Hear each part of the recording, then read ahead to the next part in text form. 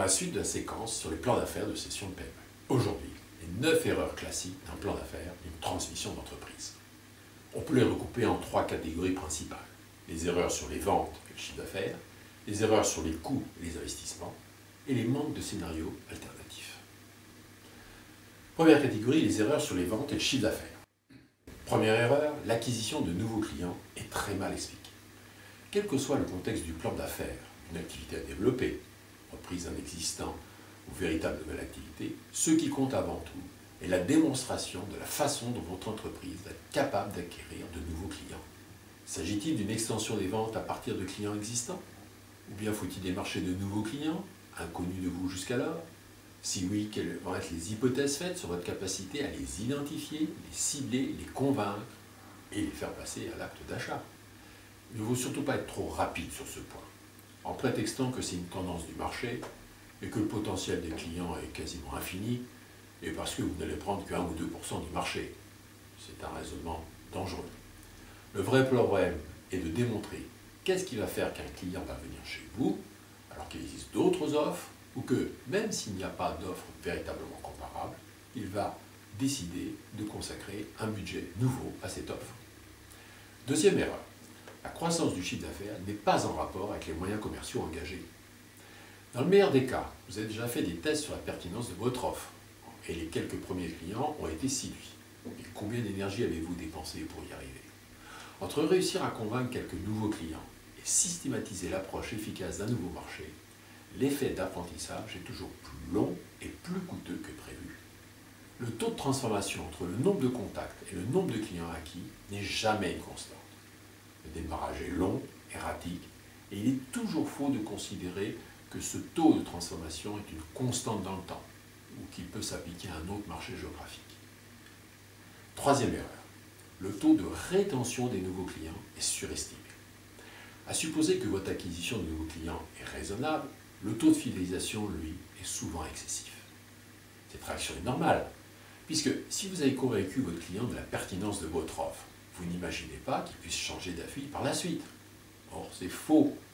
Toutes les études montrent l'extrême volatilité du comportement des acheteurs par rapport à de nouvelles offres. Beaucoup de premiers achats ont été faits à titre d'essai. Rien ne prédire le taux de rachat. Il faut pour cela différentes expérimentations pour cerner sérieusement les conditions de consolidation de la clientèle acquise. Rien de tel que des enquêtes segmentées auprès de vos clients pour bien comprendre leur motivation et leurs critères de choix. Deuxième catégorie d'erreurs, les coûts du plan d'affaires sont mal maîtrisés. La quatrième erreur, c'est, à défaut d'intégration interne de toutes les compétences, les stades de coûts sous-traités ne sont pas bien maîtrisés, verrouillés. En effet, beaucoup de développement de nouvelles activités reposent sur des compétences en partie sous-traitées lorsque celles-ci ne sont pas critiques dans la chaîne de valeur ajoutée ou bien dans les critères d'achat du client. Cette option compréhensible fait souvent apparaître une faille dans le modèle économique. Ce stade de coût n'a pas été analysé en détail et le risque est grand de prendre en compte une valeur de marché approximative, simplificatrice, c'est-à-dire sous-cotée par rapport à l'exigence réelle. Ou bien encore, si le prix est conforme à la qualité de la prestation attendue, rien ne dit que les prix d'achat ne vont pas être revus à la hausse lorsque les conditions de réalisation de la prestation se feront plus précises et plus exigeantes.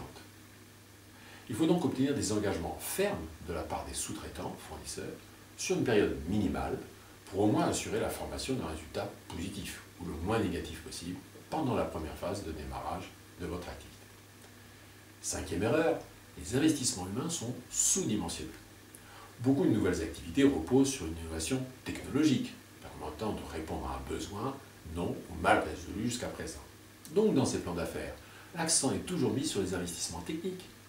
Mais les investissements humains nécessaires pour assurer l'ensemble de la chaîne de valeur ajoutée, y compris le choix et la supervision des canaux de distribution, et surtout de la relation client, sont sous-estimés.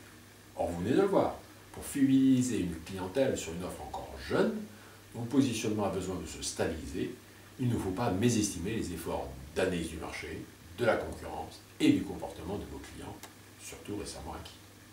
Sixième erreur, les marges prévisionnelles sont trop faibles par rapport au risque d'évolution des prix. Si les marges prévisionnelles sont étroites, avec tous les risques de sous-évaluation que nous venons de voir, il y a fort à parier qu'elles ne seront pas suffisantes pour assurer un résultat positif à l'avenir. En plus, les hypothèses de prix sont peut-être optimistes, et le juste prix permettant un développement plus rapide de vos ventes va demander peut-être une revue à la baisse. Si les marges sont limitées, il est probable que l'activité est très concurrentielle et que le positionnement de votre offre nécessite quelques ajustements. Donc renchérissement des coûts et avantage prix consommateur supérieur, dans un premier temps, vont se faire au détriment des marges. Troisième catégorie, il n'y a pas d'analyse de sensibilité du résultat à un minimum de variables. La septième erreur, c'est la génération de flux net de trésorerie n'est pas assez positive à partir de la troisième année. N'est pas crédible un plan d'affaires lié à une nouvelle activité qui afficherait des résultats positifs dès la première année de développement. Inversement, si le plan de développement montre une génération de cash négative au-delà de la troisième année, peu d'investisseurs vont être favorables à votre projet. Cela voudra dire que les moyens consacrés au développement de votre offre sont insuffisants et trop lents pour s'imposer dans les délais nécessaires. Huitième erreur, le projet du plan d'affaires est sous-capitalisé dès le départ. Le flux de trésorerie net va dépendre du poids du remboursement des emprunts. Si ceux-ci sont trop lourds par rapport aux capitaux propres, la rentabilité du développement de la nouvelle activité en est entachée. Cette situation retarde l'émergence des résultats positifs et accroît le risque d'émergence d'une nouvelle concurrence qui va peser sur les prix et la captation de la clientèle visée. Le développement d'une nouvelle activité est toujours une course de vitesse avec le marché et la concurrence. Neuvième erreur, pas de scénario alternatif. Cette erreur consiste à considérer que votre offre n'a pas d'équivalent sur le marché, c'est-à-dire pas de concurrence. Peut-être, mais aujourd'hui seulement. Si votre offre répond à un véritable besoin solvable, alors la concurrence arrivera très vite. Tout plan d'affaires doit consacrer un chapitre entier à l'analyse des risques, mais aussi des opportunités qui peuvent apparaître au bout d'un certain temps. Quelles seraient vos réactions à ce moment-là? Les investisseurs accordent beaucoup d'attention à cette capacité de manœuvre de tout chef d'entreprise à une conjoncture toujours plus adverse que prévu. Garder de la flexibilité dans l'adaptation de vos objectifs et de vos moyens est un gage de réussite. Car n'oubliez pas, un plan d'affaires ne se réalise jamais comme prévu. Conclusion.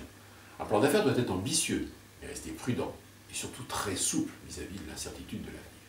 D'ailleurs, légion sont les histoires de start-up qui ont réussi non pas en appliquant à la lettre le plan de développement initialement prévu, mais en s'adaptant aux opportunités que leur ont démontré parfois leurs propres clients. Action. Si dans votre plan d'affaires de transmission d'entreprise, vous avez au moins une nouvelle activité qui génère de la croissance supplémentaire, et il faut que vous en ayez une, alors appliquez bien à la lettre ces principes pour éviter ces erreurs. Revoyez votre copie sans indulgence, sinon ne soyez pas étonné si vous avez du mal à trouver des fonds d'investissement enthousiastes sur votre projet. Merci pour votre attention, à la semaine prochaine pour la suite de la série sur les plans d'affaires. Jacques Jourdi.